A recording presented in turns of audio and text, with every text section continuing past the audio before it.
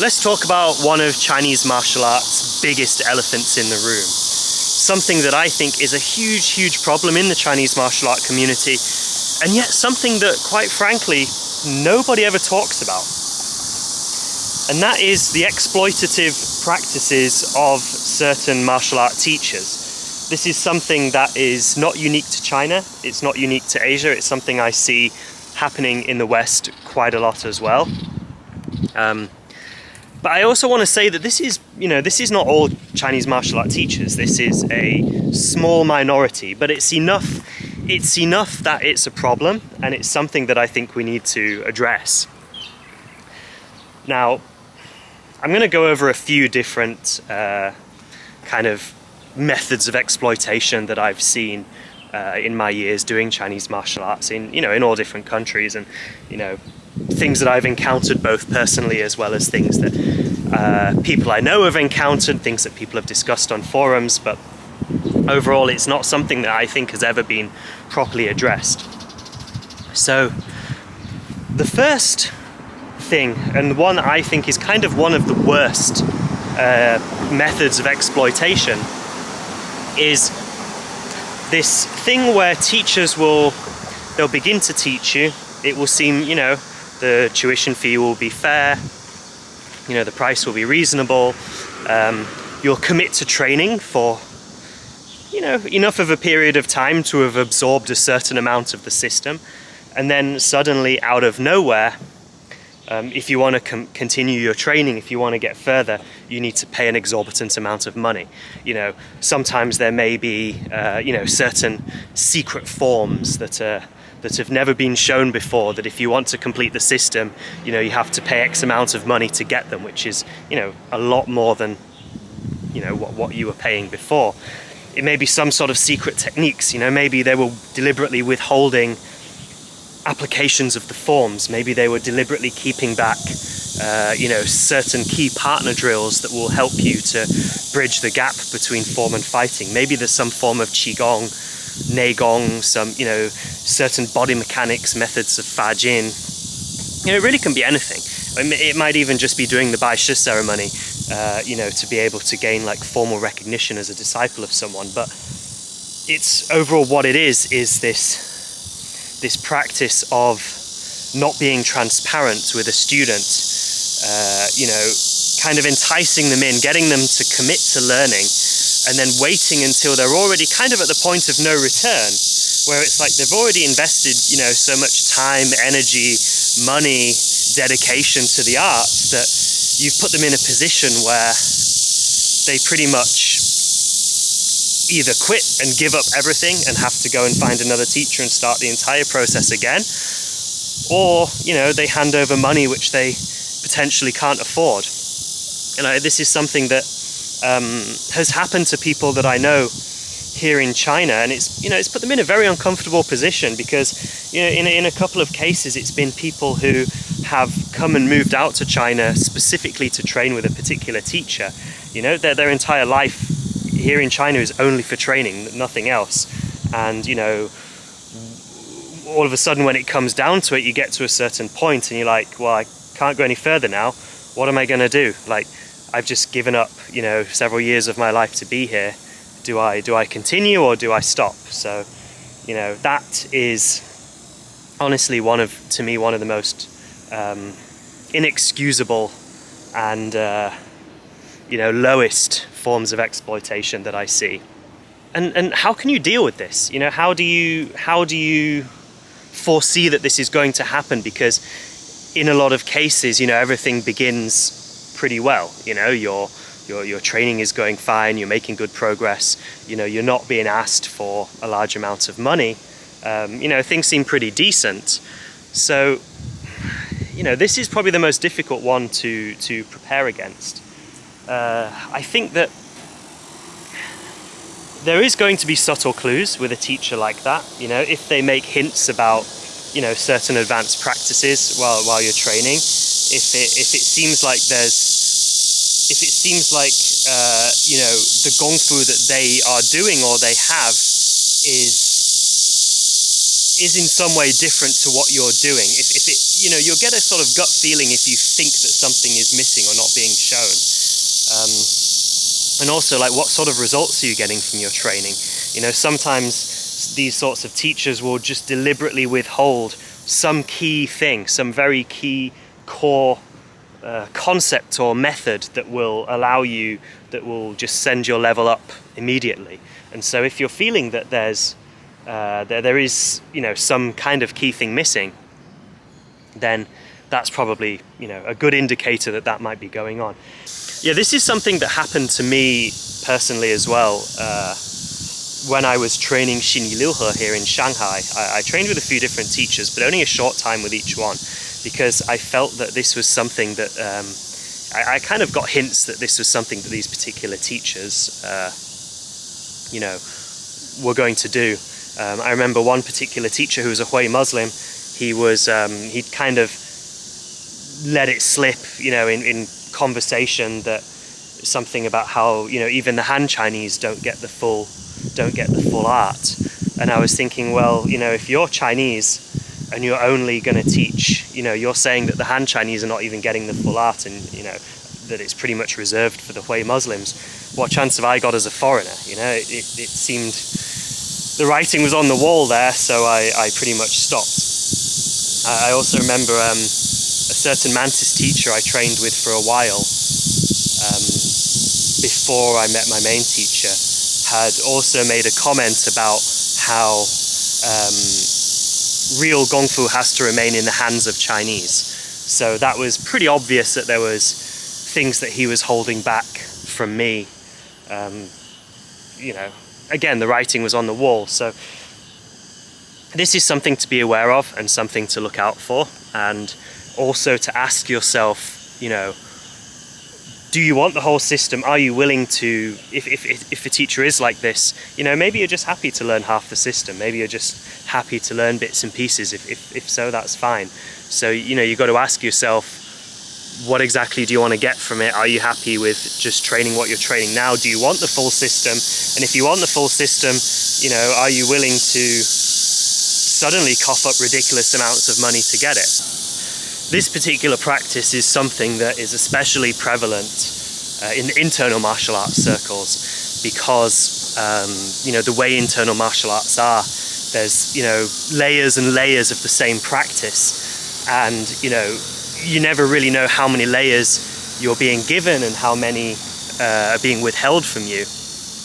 And it's especially, you know, when you see a lot of these, especially like Tai Chi is a really big one, Tai Chi Chuan.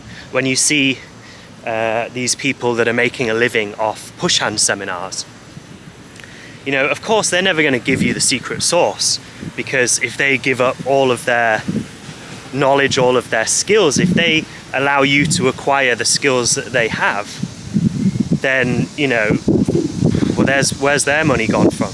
Like, who's to stop you just taking over and being the one who does all the seminars?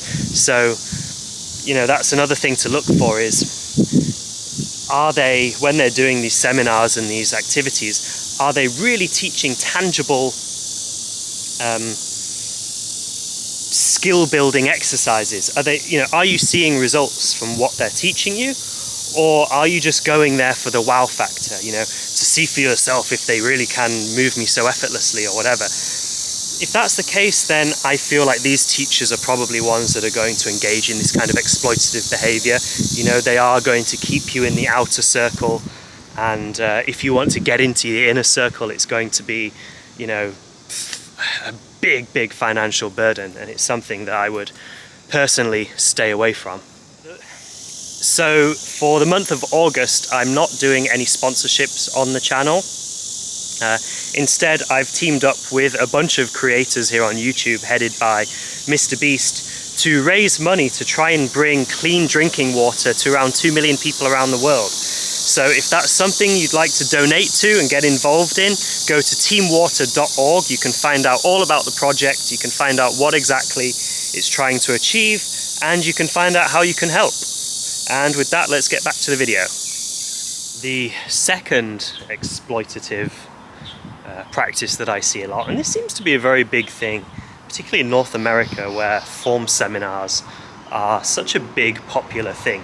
And there's nothing wrong with form seminars, but it's important to remember that, as I talked about in a previous video, the purpose of forms are, they're essentially a textbook, and there needs to be an understanding of what the form is for alongside just learning the choreography of it. You have to be taking it apart, drilling and practicing applications. You have to have the body mechanics, the power generation. There's so much to unpack within a form. But what I see is a trend of teachers who basically just make a living flying from place to place, just teaching a seminar, teaching a form, in a day or a weekend seminar, and then flying out with zero explanation, zero care. I even remember one particular teacher that I spoke to, a Chinese teacher who lives in the US, actually bragging that he wasn't giving any corrections in his form seminars because he didn't want people to feel like they were getting it wrong. He just let them feel that they'd got it right and they'd done really well, even though they were practicing completely wrong. To me, that just shows a huge lack of responsibility.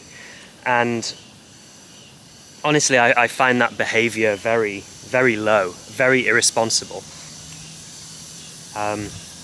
In certain cases, there are teachers who, once people have done enough of these seminars and learnt a whole bunch of forms from them, they then give them a certificate or sell them a certificate or whatever to be allowed to teach under their name. But the fact is, these students haven't spent any real time under the teacher, like going through the detail, getting corrections, understanding what they're doing. They've just been handed an empty shell and then a mandate to then pass on this empty shell to people however they like. To me, that is hugely detrimental to Chinese martial arts, and it's one of the big reasons why people look down on Chinese martial arts, I think. So this is something I really think should be called out as well. And in some ways it ties into the first one, although quite often in this case they just don't even offer the goods for extra money. They're just happy to have these watered down carbon copies just going out there and passing on this empty shell under their name, which to me is even bad for their name. I mean, in my opinion, if someone is using your name to open a school, they're representing you, they should be like amazingly good, right? Because that's your reputation on the line. But I don't know, it seems like some of these teachers, they honestly don't care, and they're just happy to collect the money for these seminars, certificates. I don't know if they're charging some sort of fee to use their name to open a school or how that works, but it's something that I think should be avoided. And I think this one is quite easy to spot, because if you're thinking of going to a seminar with a teacher, then you can ask up front, what can I expect to get from this seminar? Are we going to go over all the applications? Are we going to have a chance to drill the applications? Are we going to have the body mechanics explained? What are the deliverables? What are we going to get? So I think this one's quite easy to avoid. And also, you can also look up the particular teacher, and you can look up examples of their students and see the quality of what they're doing. That will be quite a good indication of what you can expect to attain from training with that teacher. Now, the third one relates specifically to the Bisha ceremony, which, for those of you that don't know, is a ceremony where you become a formal disciple, or perhaps a better way to say it is an apprentice of a master of a certain art. It doesn't have to be martial arts. Again, this ties in. There's a theme here. This very much ties into the first and the second one. And so, for this one, it's teachers selling Bisha. Now, I have done a video on this previously a couple of years back, but just very briefly, the Bisha ceremony is essentially a public and official ceremony where there must be witnesses, there must be people to watch it, to acknowledge the commitment between a teacher and a student to have that student inherit the entire system. That's all it is. It's not, it doesn't denote an attainment of skill, or it doesn't denote that the student has attained a certain level of skill. It's just a commitment that they will go through that process to learn the entire system, and you would hope the same level of skill that the teacher has. Obviously this is something that needs to be done publicly, because it needs to be witnessed, and it needs to be sort of officiated by the martial arts community of the particular area. In many ways it's much like a smaller version of a wedding, although there's no sort of legal standing to it, but on a community level it serves a similar function as a wedding. Now, there's a few things here. One is teachers selling Bisher. I mean, I've had it before where teachers I've literally just met them, I've just started training, and within the second lesson they're saying to me, hey, if you want to Bisher and become my disciple, you need to pay me X amount of money, 10,000 renminbi or however much, and then you can become my disciple and you can use my name. And I mean, this is kind of ridiculous, because the whole purpose of it is that a teacher probably really shouldn't have too many disciples, because they need to it's a two-way process as well. The teacher needs to take the time to see what kind of person you are, and if there's somebody that they want to pass on their entire art, if you're somebody they think is worthy to represent their name and to carry on their name and their legacy. And also for you, if you think that teacher is somebody worthy of being under. So it's a process that takes a few years, much like usually speaking, you don't get married the first time you meet someone, right? Obviously there are exceptions to that, but yeah, so it definitely should not be a transaction. It's a very traditional ceremony, and but it is something that's very much exploited these days and almost used as a certificate of authority, and something that teachers are just selling to people so that they can use their name for their own martial arts business. And in a lot of cases I've heard of teachers selling Bisher to people who then have no real proper interaction with them, and are not actually necessarily even really doing their art in any particular detail, other than very, very superficially. It's something that I see a lot, especially in the Tai Chi community. People have already learnt in their own country, and then they come over to China and they just pay to do Bisher under a famous teacher, and then they go back and say, oh, well, I'm the disciple of this and this guy from this family of Tai Chi. I think for those of you who are in that community, you probably know exactly who I'm talking about. But yeah, that's something that I see a lot. And also tying back into the first one is this using the Bisher as almost kind of not necessarily a blackmail, but in that way that I said before, where someone spends time training with you and devotes themselves to learning your system, and then all of a sudden you say, right, if you want to get to the final stage, you need to Bisher, you need to pay me this amount of money. You're sort of at a point of no return.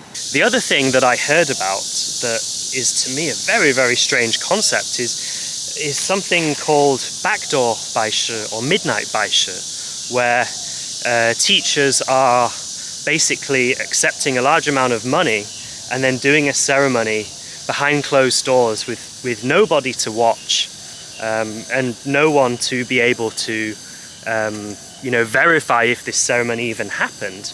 It's really just the person's word, against everybody else. Say, yeah, I did become this guy's disciple, but it happened at midnight in the teacher's home and no one was around to see it. Well, it's like, if you get married and there was no one to witness it, are you even legally married? It's kind of to me, that was something I found particularly ridiculous, and I don't know if that was certain teachers actually doing that as a money-making thing, or whether it's people that had never done Bisher trying to claim that they had for their own you know, for their own reputation or to have more authority.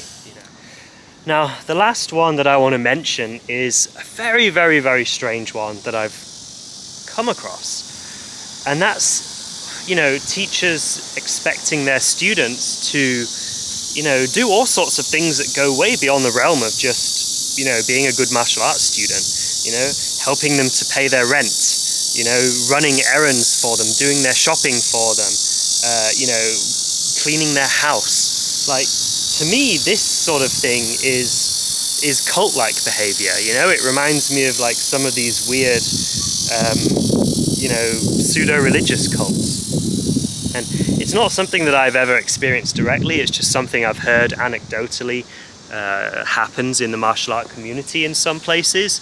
But to me, this is a gross violation of acceptable boundaries. I mean, you know, there is no way you should be you know, demeaning somebody's self-respect by making them do this sort of thing. I think it's really inexcusable. I mean, I'm not talking about a situation where you know, you have a very close relationship with your teacher and you're sort of being integrated into the family, and you're going and, you know, spending time at their home and eating with them. And sure, you know, I mean, I used to, with my teacher, I used to help wash the dishes and things like that. Used to help teach his granddaughter English, sit down and read books with her and stuff. But, you know, that was like because I was hanging out in the home and I was, you know, eating there and spending a lot of time asking my teacher questions about mantis and things. So, you know, it was a very mutual, a natural thing. What I'm talking about is this exploitative behavior where this is kind of expected of people. So yeah, that was a video that was quite different. I know I'm normally focusing on the positives of Chinese martial arts. I try not to talk too much bad. I don't believe we should get too caught up in negativity and toxicity. I think there's plenty of that in the world we live in, and we should try to be positive. But I did want to take this opportunity to call out some behaviors that I think are incredibly detrimental to Chinese martial arts. Some behaviors that we really should not accept and we should seek to see stamped out in the martial art community. So that's the reason that I'm bringing these up, because I think it's something that we should have a conversation around. I really want to hear your guys' thoughts on this. You know, have you, if you're willing to share, have you had any of these sorts of, have you experienced any of these sorts of behaviors in the past? You know, how have you dealt with it? How have you overcome it? You know, is this something that you think is a big problem? Are there any other problems that I haven't brought up that you think are, you know, also a big issue? Really keen to get this conversation going, and hopefully, you know, it can be the start of kind of cleaning things up a bit. And all that starts from a simple just refusing to accept this kind of behavior, because a lot of it thrives on people's willingness to accept it, and people wanting to get the art so much that they are willing to be taken advantage of. You know, it's that whole kind of carrot dangling thing, whereas, you know, they're always giving you something just out of your reach. And I think if we just take a stand and say no to it, it won't take very long before these kind of, you know, manipulative people realize that it's not going to work. And also, I just want to say that I'm not saying that I'm against charging money for training martial arts, far from it. I think it's entirely fair that people are compensated for their time, their effort, their energy. You know, it takes a lot of dedication to get good at martial arts. You know, it's time away from family, it's time away from your career, it's time away from, you know, other things in life. It is only fair people are compensated, but this should be done with transparency, you know, with certain kind of ethical standards in place, and, you know, it should be done as a win-win for everybody, you know, not as a win-lose. So yeah, hope you guys enjoyed that video. Again, I'm keen to hear your thoughts. Let me know in the comments below, and I shall see you in the next video.